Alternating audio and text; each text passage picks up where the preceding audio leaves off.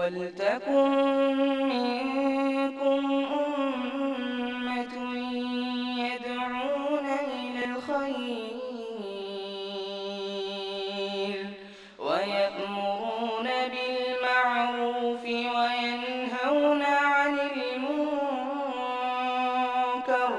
وَأُولَٰئِكَ هُمُ الْمُفْلِحُونَ۔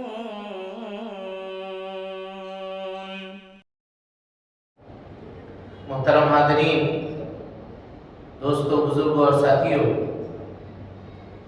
نبی صلی اللہ علیہ وسلم کے زندگی کے تعلق سے ہم ابھی آپ کے سامنے اصول ثلاثہ کی تشریح کر رہے ہیں۔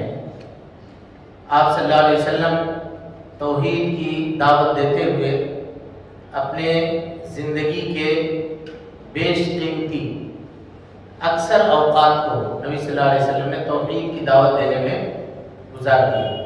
کچھ لوگ یہ کہتے ہیں کہ 13 سال مکہ کی جو زندگی ہے آپ کی، اس میں صرف آپ نے توحید کی دعوت دی ہے، حالانکہ یہ بات غلط ہے۔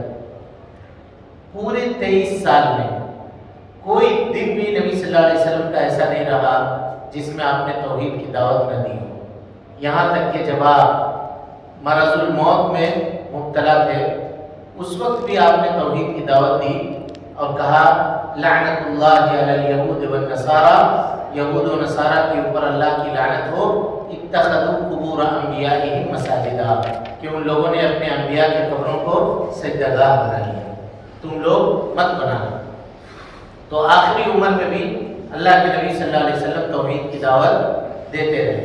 پھر اس کے بعد مکہ المکرمہ میں جب آپ 10 سال گزار چکے، تو 10 سال کے بعد اللہ تعالیٰ نے آپ کو معراج کی سعادت نصیب فرمائی، یعنی سن 10 ہجری میں سن 10 نبوی میں اللہ کے نبی صلی اللہ علیہ وسلم معراج پر تشریف لے گئے، اور پھر وہاں 5 وقت کی نمازیں اللہ کے نبی جناب محمد رسول اللہ صلی اللہ علیہ وسلم کے اوپر فرض کی گئی ہے نا۔ اور پھر آپ صلی اللہ علیہ وسلم معراج سے واپس آنے کے بعد 3 سال تک مکہ مکرمہ میں نماز ادا کرتے رہے، اور اس کے بعد مدینہ منورہ میں آپ نے باقی عمر 10 سال تک نمازیں ادا کی۔ اسلام کے اکثر احکام اور مسائل یہ سب کے سب کہاں اترے اور کہاں نازل ہوئے؟ جیسے روزہ، زکوٰۃ اور اس طرح کی ساری چیزیں سب مدینہ منورہ میں فرض ہوتا ہے۔ مکہ المکرمہ میں شروع میں صرف توحید، اور 10 سال کے بعد صرف نماز کی فرضیت اتری تھی، باقی ساری چیزیں مدینہ منورہ کے اندر نازل ہوئی۔ پھر 13 سال کی زندگی جب آپ صلی اللہ علیہ وسلم نے مکہ المکرمہ میں کمپلیٹ کر لی، گزار لیا، تو اللہ رب العالمین نے آپ کو ہجرت کا حکم دیا۔ ہجرت کہتے ہیں کفر کی سرزمین سے نکل کر کے، کافروں کی بستی سے نکل کر کے اسلام کی بستی میں، جہاں مسلمان رہتے ہوں، مسلمانوں کی حکومت ہو، ایسی بستی میں چلے جانا اور وہاں جا کر کے زندگی گزارنا۔ اور یہ امت کے اوپر فرض ہے، یعنی اگر کوئی آدمی ایسی جگہ پر رہ رہا ہے جہاں اس کو اپنے دین کے اوپر عمل کرنے کی آزادی نہیں ہے، بندش میں ہے، دین پر آزادی، اب یہاں ہم لوگ ہیں تو یہ ہے بلاد کفر، لیکن الحمدللہ ہم کو ہمارے دین کے اوپر عمل کرنے کی کھلا آزادی ہے، کوئی روک ٹوک نہیں ہے۔ ہم لوگ مسجدوں میں نماز ادا کرتے ہیں، اور عیدگاہ میں جا کر کے عید کی نماز ادا کرتے ہیں، رمضان المبارک کے روزے رکھتے ہیں، زکوٰۃ ادا کرتے ہیں، کسی چیز سے کوئی روک ٹوک الحمدللہ نہیں ہے۔ اور انشاءاللہ اللہ تعالیٰ سے یہ دعا ہے کہ اللہ تعالیٰ قیامت تک اس ملک کو امن و سلامتی کا گہوارہ بنا کر کے رکھے، اور مسلمانوں کو یہاں امن و چین اور سکون کی زندگی ہمیشہ نصیب فرمائے۔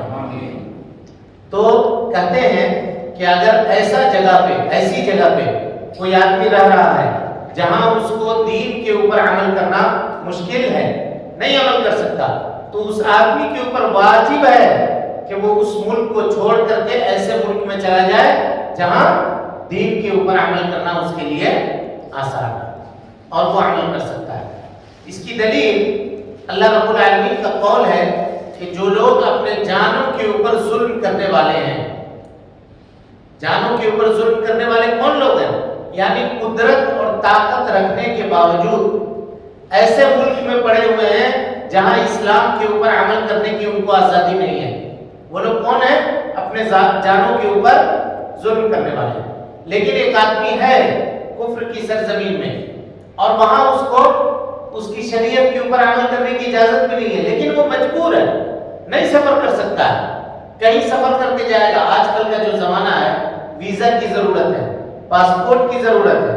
نہیں ہے ویزا پاسپورٹ نہیں ہے تو آپ سفر کر کے نہیں جا سکتے. بارڈر ایسے ہی کراس کریں گے تو مارے جائیں گے، جان سے بھی ہاتھ دھونا پڑے گا. تو یہ معاملہ ایسا ہے کہ اس میں آدمی اگر صبر کرے تو انشاءاللہ اللہ رب العالمین کی ذات سے یہ امید ہے کہ وہ اس وعید کے اندر داخل نہیں ہوگا. اللہ تعالیٰ کہتا ہے ان الذین توفاهم الملائکۃ ظالمی انفسہم، یعنی وہ لوگ جو اپنے جانوں کے اوپر ظلم کرنے والے ہیں، جب فرشتے ان کے روح کو قبض کرتے ہیں تو پوچھتے ہیں تم کس حال میں تھے، کہاں تھے تم؟ تو یہ جواب دیتے ہیں کہ ہم اپنی جگہ کمزور تھے، مغلوب تھے. تو فرشتے کہتے ہیں کیا اللہ تعالیٰ کی زمین بڑی نہیں تھی؟ تم کو ہجرت کرنا چاہیے تھا، تم کو سفر کرنا چاہیے تھا. لہذا اگر تم نے سفر نہیں کیا طاقت رکھنے کے باوجود، قوت رکھنے کے باوجود، تو آدمی کیا ہوگا؟ گنہگار ہوگا. یہ ہجرت کی فضیلت بتا رہے ہیں. اسی کو اللہ رب العالمین نے ایک اور مقام پہ بیان فرمایا. اللہ تعالیٰ کا ارشاد ہے یا عبادی الذین آمنوا، اے میرے وہ بندو جو ایمان لا چکے ہو، ان ارضی واسعہ، میری زمین بہت وسیع ہے، فإیایا فاعبدون، جہاں بھی چاہو وہاں میری عبادت کر سکتے ہو. یہ پوری زمین کس کی ہے؟ اللہ تعالیٰ کی بنائی ہوئی ہے. اور اللہ تعالیٰ اپنے نیک بندوں کو زمین کا وارث بناتا ہے. اللہ تعالیٰ کہتا ہے ان الارض یرثها عبادی الصالحون، اللہ کے جو صالح بندے ہیں، جو نیک بندے ہیں، وہ اس زمین کے وارث ہوتے ہیں. امام بغوی رحمۃ اللہ علیہ فرماتے ہیں کہ یہ آیت مکہ کے ان لوگوں کے بارے میں نازل ہوئی جنہوں نے ہجرت نہیں کی تھی. ان کے پاس طاقت تھی لیکن وہ لوگ ہجرت نہیں کی. تو اللہ نے انہیں ایمان والا کر کے مخاطب کیا ہے. اس کا مطلب یہ ہے کہ آدمی ہجرت نہیں کرتا ہے تو ایمان سے نہیں جاتا ہے، ایمان اس کا ختم نہیں ہوتا ہے. اور اسی طریقے سے سنت سے، یعنی اللہ کے نبی صلی اللہ علیہ وسلم کی سنت سے ہجرت فرض ہونے کی دلیل کیا ہے؟ نبی صلی اللہ علیہ وسلم نے فرمایا ہجرت اس وقت تک ختم نہیں ہوگی جب تک توبہ کا دروازہ بند نہیں ہوتا ہے. اور توبہ کا دروازہ کب بند ہوگا؟ جب سورج مشرق چھوڑ کر کے مغرب سے نکلنے لگے. تو اس کا مطلب یہ ہے کہ ہجرت قیامت سے قبل تک باقی رہے گی. اب اس کے بعد آئیے ہجرت کی 3 قسم ہیں. کتنی قسم؟ 3 قسم. پہلی قسم کافروں کی سرزمین سے نکل کر کے اسلام کی سرزمین میں، مسلمانوں کی سرزمین میں چلے جانا. اور یہ ہجرت واجب ہے. کس کے اوپر واجب ہے؟ جو طاقت رکھتا ہے، جو قوت رکھتا ہے. تفصیل ہم آپ کو بتا چکے. ہجرت کا دوسرا قسم کیا ہے؟ دوسری قسم ہجرت کی یہ ہے کہ مکہ المکرمہ سے نکل کر مدینہ منورہ چلے جانا. فتح مکہ کے بعد یہ ہجرت ختم ہو گئی. جب تک مکہ فتح نہیں ہوا تھا تب تک یہ معاملہ تھا کہ آپ جا سکتے ہیں. مکہ سے نکل کر کہاں جانا تھا؟ مدینہ جانا تھا. مکہ اس وقت دارالکفر تھا، وہاں کافروں کی حکومت تھی، اور مدینہ مسلمانوں کے لیے چین سکون کی جگہ تھی. وہاں وہ لوگ کھل کے عبادت کر سکتے تھے. اللہ کے نبی صلی اللہ علیہ وسلم اور صحابہ کرام کہاں رہ رہے تھے؟ مدینے میں رہ رہے تھے. اس لیے اس وقت وہاں جانا واجب تھا. لیکن جب مکہ فتح ہو گیا تو یہ ہجرت ختم ہو گئی، کیونکہ مکہ بھی اب دارالاسلام بن گیا، مسلمانوں کی حکومت مکے میں بھی آ گئی. اور تیسری ہجرت جو سب سے بڑی ہجرت اور سب سے اہم ہجرت ہے، وہ ہم لوگ سب کر سکتے ہیں. ہم لوگ جتنے لوگ ہیں سب کر سکتے ہیں، اور اس کے لیے کوئی بہت محنت کرنے کی ضرورت بھی نہیں ہے. وہ ہجرت کیا ہے؟ دیکھیں، ان چیزوں کو چھوڑ دینا جن کو چھوڑنے کا اللہ نے حکم دیا ہے. یعنی اللہ کی نافرمانی کو چھوڑنا بھی کیا ہے؟ ہجرت ہے. اللہ تعالی نے جن کاموں سے روکا ہے ان کاموں کو چھوڑ دینا، کیونکہ نبی صلی اللہ علیہ وسلم نے فرمایا والمہاجر، مہاجر وہ ہے من حجر ما نہى اللہ عنہ، جو اس کام کو چھوڑ دے جس کام سے اللہ نے اس کو روکا ہے۔ اصل مہاجر وہ ہے، چاہے اس کا تعلق عمل سے ہو، چاہے اس کا تعلق عامل سے ہو، چاہے اس کا تعلق زمان اور مکان سے ہو۔ ان تینوں چیزوں کو سمجھیے۔ عمل سے ہو یعنی ہم برائی نہ کریں، خود کوئی بھی برائی نہ کریں، چاہے چھوٹی ہو چاہے بڑی ہو۔ عامل، برا کرنے والے لوگوں کا ساتھ نہ دیں، یہ بھی ہجرت ہے۔ ایک آدمی برائی کر رہا ہے، آپ برائی کرنے والوں کا ساتھ دے رہے ہیں تو بھی آپ برائی میں شامل ہیں، اگرچہ آپ خود سے برائی نہیں کر رہے ہیں۔ یہ دوسری بات ہوئی۔ اور تیسری چیز، جس جگہ پہ برائی کی جا رہی ہے، جس مکان پہ برائی کی جا رہی ہے، اس مکان سے آدمی کو اپنے آپ کو دور رکھنا چاہیے۔ پتہ چلا کہیں دعوت ملی آپ کو، شادی کی دعوت، وہاں پہنچے دیکھ رہے ہیں کہ ڈی جے بج رہا ہے، لوگ ناچ رہے ہیں، ڈانس کر رہے ہیں، اور آپ وہیں پہ ٹوپی لگا کر کے کرتا پجامہ پہن کر کے پہلی سیٹ میں بیٹھے ہوئے ہیں اور کہہ رہے ہیں نہیں ہم نہیں سن رہے، وہ تو وہ لوگ کر رہے ہیں۔ بھائی آپ وہاں موجود ہیں، اس کا کیا مطلب ہے؟ بولیے، کیا آپ شامل ہیں؟ آپ ساتھ دے رہے ہیں؟ کہیں غیر اللہ کی عبادت ہو رہی ہے، ہم غیر اللہ کی عبادت نہیں کرتے ہیں، لیکن ہم گئے ہیں اس کی بھیڑ دیکھنے کے لیے، اس کا میلہ دیکھنے کے لیے، اس کا ناچ دیکھنے کے لیے، اس کا کھیل تماشا دیکھنے کے لیے۔ میلہ لگا ہے کسی پوجا میں، کسی تہوار میں، وہ میلہ گھومنے کے لیے گئے، یہ سب کیا ہے؟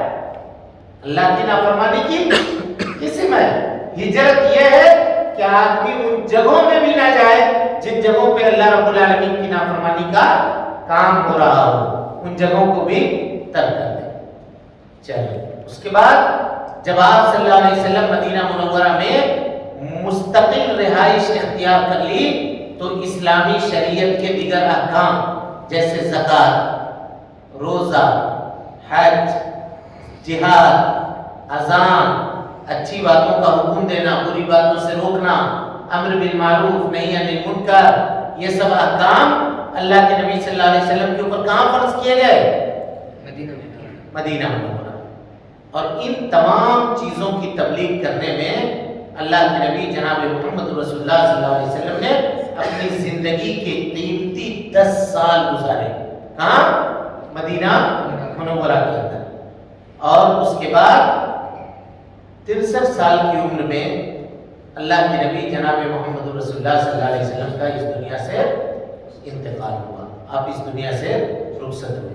مگر جو دین آپ لے کر کے آئے ہیں وہ دین آپ کا باقی ہے، اور یہ آپ کا دین ہے، یہ دین قیامت تک باقی رہے، قیامت تک باقی رہے۔ جان لیجیے، کبھی بھی لوگ یہ کہتے ہیں نا کہ اسلام ختم ہو جائے گا، اسلام مٹ جائے گا، نہیں، کبھی بھی نہیں مٹے گا اسلام، کبھی نہیں۔ اسلام لوگ کہتے ہیں اسلام خطرے میں ہے، ارے بھائی اسلام کبھی خطرے میں نہیں ہے۔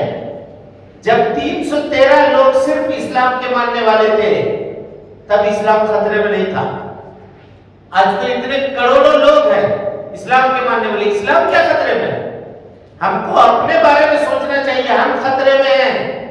اگر ہم اسلام کے اوپر عمل کرنے والے نہ ہوئے تو اللہ تعالیٰ ہم کو اٹھا کے پھینک دے گا، ہماری جگہ پہ دوسرے لوگوں کو لے آئے گا عبادت کرنے کے لیے، ہے کہ نہیں؟ ہم کو اپنے بارے میں سوچنا چاہیے۔ تو ہم لوگ کہتے ہیں اسلام خطرے میں، اللہ تعالیٰ کہتا ہے قیامت اس وقت تک یا قیامت تک میری امت کا ایک گروہ حق کے اوپر قائم رہے گی، اور دنیا میں جتنے لوگ ہیں اگر سارے لوگ اکٹھا ہو کر کے ان کی مخالفت کریں تو ان کا کچھ بھی نہیں بگاڑ پائے گا، یہاں تک کہ اللہ تعالیٰ کا حکم آ جائے۔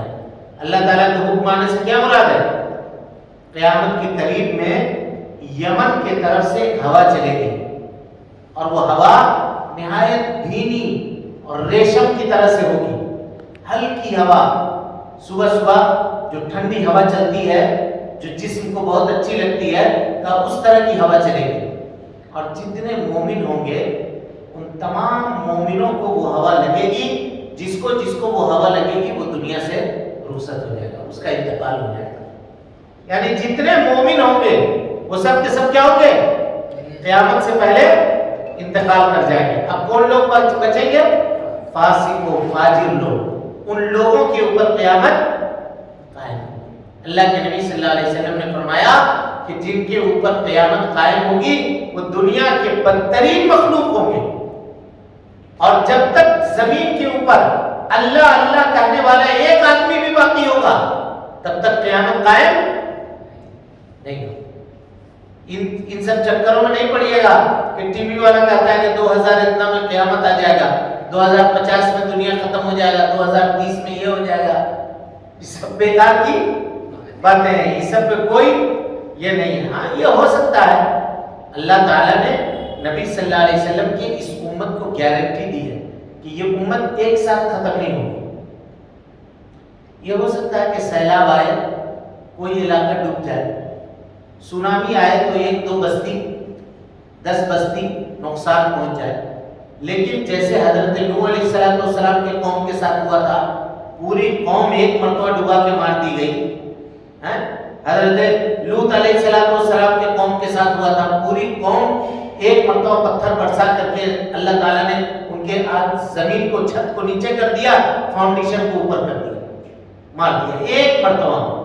ایسا اس امت میں نہیں ہوگا، یہ امت میں ایسا نہیں ہوگا، یہ گارنٹی ہے اللہ رب العالمین کی طرف سے۔ ہاں اکا دکا نقصان پہنچے گا، اور یہ بھی گارنٹی ہے کہ کبھی بھی اس امت کے اوپر پورے طور پہ کافروں کا غلبہ نہیں ہوگا۔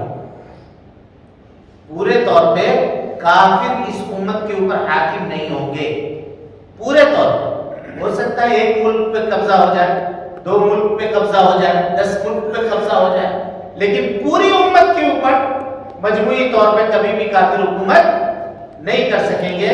یہ اللہ کے نبی صلی اللہ علیہ وسلم کی دعا ہے جس کو اللہ رب العالمین نے قبول کیا ہے، اللہ رب العالمین نے قبول کیا ہے۔ یہ امت معمون ہے، یہ امت محفوظ ہے، بس ضرورت اس بات کی ہے کہ ہم لوگ عمل کریں، شریعت کے اوپر عمل کرنے والے بنیں۔ آپ کا لایا ہوا دین باقی ہے اور دین مکمل بھی ہے۔ نبی صلی اللہ علیہ وسلم نے دنیا اور آخرت کی جتنی بھلائی ہو سکتی تھی سب بھلائی بتا دی، اور دنیا اور آخرت کی جتنی برائی ہو سکتی تھی سب برائی سے ہم کو ڈرا دیا، منع فرما دیا، اور امت کی آپ نے پورے طور پہ خیر خواہی کر دی، پورے طور پہ آپ نے امت کی رہنمائی کر دی، اچھائی کو برائی سے اور برائی کو اچھائی سے چھانٹ چھانٹ کر کے الگ کر دیا۔ اور اس کے بعد آپ دنیا سے رخصت اس حال میں ہوئے کہ اللہ رب العالمین کا دین مکمل ہو گیا تھا، اور دین کے اندر اب نہ تو کوئی کمی کی گنجائش ہے اور اب نہ کوئی اضافہ کی گنجائش ہے۔ یہ دین اللہ کے نبی صلی اللہ علیہ وسلم کی زندگی میں ہی اللہ رب العالمین نے مکمل کر دیا تھا۔ اور اسی طریقے سے اللہ رب العالمین نے جناب محمد رسول اللہ صلی اللہ علیہ وسلم کو پوری امت کے لیے، پوری دنیا والوں کے لیے رسول بنا کر کے بھیجا ہے۔ یہ ابھی جتنے لوگ ہیں یہ سب نبی صلی اللہ علیہ وسلم کی امت ہے، ایسا نہیں ہے کہ صرف جو مسلمان ہیں وہی امت ہے، کافر بھی کیا ہے؟ وہ بھی امت ہے نبی صلی اللہ علیہ وسلم۔ نبی صلی اللہ علیہ وسلم کی امت کی 2 قسم ہیں، ایک امت اجابت جنہوں نے نبی صلی اللہ علیہ وسلم کی دعوت کو قبول کیا، وہ ہم لوگ ہیں، مسلمان ہیں انشاءاللہ، اور انشاءاللہ مومن ہیں۔ تو اور دوسرے وہ لوگ ہیں جنہوں نے آپ کی دعوت کو قبول نہیں کیا، ان کو کیا کہتے ہیں؟ امت دعوت۔ ان کو دعوت دینی ہے، دین ان کے سامنے پیش کرنا ہے، دین کی باتیں ان کو بتلانی ہے، وہ امت دعوت ہے، ہم امت اجابت ہیں۔ امت اجابت کی یہ ذمہ داری ہے کہ وہ امت دعوت کو اللہ کے نبی صلی اللہ علیہ وسلم کا دین لے جا کر کے پہنچائے اور ان کو بتلائے۔ تو اللہ کے نبی صلی اللہ علیہ وسلم صرف مسلمانوں کے رسول نہیں بلکہ پوری دنیا والوں کے لیے رسول ہے۔ اللہ رب العالمین نے فرمایا قل یا ایھا الناس انی رسول اللہ الیکم جمیعا، اے اللہ کے نبی صلی اللہ علیہ وسلم کہیے کہ اے لوگو میں تم تمام لوگوں کے لیے اللہ کا رسول بنا کر کے بھیجا گیا ہوں۔ اسی طرح سے نبی صلی اللہ علیہ وسلم نے فرمایا کوئی بھی نبی پچھلے زمانے میں وہ اپنے قوم کے لیے خاص ہوتا تھا، میں پوری دنیا والوں کے لیے عام ہوں، میری نبوت اور میری رسالت پوری دنیا والوں کے لیے۔ اس کے بعد آپ صلی اللہ علیہ وسلم کے ذریعے اللہ رب العالمین نے دین اسلام کو مکمل فرما دیا اور اپنی نعمت کو امت کے لیے تمام فرما دیا، اور آپ صلی اللہ علیہ وسلم وفات پا گئے۔ اس کی دلیل یہ ہے انک میت وانہم میتون۔ کچھ لوگ کہتے ہیں نہیں نبی صلی اللہ علیہ وسلم وفات نہیں پائے، پردہ فرما گئے۔ کیا ہو گئے؟ پردہ فرما گئے۔ کچھ لوگ کچھ اور کہتے ہیں نہیں نبی صلی اللہ علیہ وسلم کو یہ مت کہو، میت مت کہو۔ تو ارے بھائی اگر میت نہیں ہے، وفات نہیں پائے ہیں، تو پھر نبی صلی اللہ علیہ وسلم کو صحابہ کرام نے قبر کے اندر کیوں اتارا؟ یہ بھی کہتے ہو کہ آپ کی قبر مدینے میں ہے، قبر کی جالی سے لٹکتے بھی ہو، اور اس کے بعد کہتے ہو کہ نبی صلی اللہ علیہ وسلم وفات نہیں پائے۔ سمجھ رہے ہیں؟ تو یہ بات نہیں، کیونکہ اللہ تعالیٰ فرماتا ہے کہ خود آپ کو بھی موت آئے گی اور یہ مکہ والے بھی مرنے والے، سارے لوگ مرنے والے ہیں جو دنیا کے اندر آیا ہو۔ بھائی مر کے زندہ ہونے کے اوپر اختلاف ہے کچھ لوگوں کا، لیکن مرنے کے اوپر کسی کا اختلاف نہیں۔ دنیا میں کوئی ایسا آدمی آپ نے دیکھا ہے جو یہ کہہ رہا ہو کہ ہم ہمیشہ زندہ رہیں گے، ہم امر ہیں؟ اگر کوئی یہ کہے کہ ہم امر ہیں تو آپ کہیے گا تم پاگل ہو، تمہارا ماتھا خالی ہے، یہی نہیں کہہ سکتے ہیں؟ اگر کوئی کہے کہ ہم امر ہیں، ہم کبھی نہیں مریں گے، تو کیا کہیے گا کہ تم پاگل ہو، کیسے نہیں مرو گے؟ مرنے کا کوئی بھی انکار نہیں کر سکتا ہے۔ تو کہا اللہ کے نبی جناب محمد رسول اللہ صلی اللہ علیہ وسلم کی بھی وفات ہو گئی۔ اب اس کے بعد یہ کتاب یہاں آ کر کے ختم ہو گئی۔ اب اس کا ایک چیپٹر بچا ہے باقی، جو انشاءاللہ آئندہ کے درس میں اس کو ہم لوگ مکمل کریں گے۔ اللہ رب العالمین سے دعا ہے کہ اللہ تعالی ہمیں اور آپ کو حسن عمل کی توفیق دے۔ رب العالمین ہم سب کی اصلاح فرمائے، نیکیوں کو قبول کرے، سیئات سے درگزر فرمائے، جب تک زندہ رکھے دین اسلام کو زندہ رکھے، اور جب اٹھائے ایمان کو اٹھائے۔ آمین۔ وآخر دعوانا الحمدللہ رب العالمین۔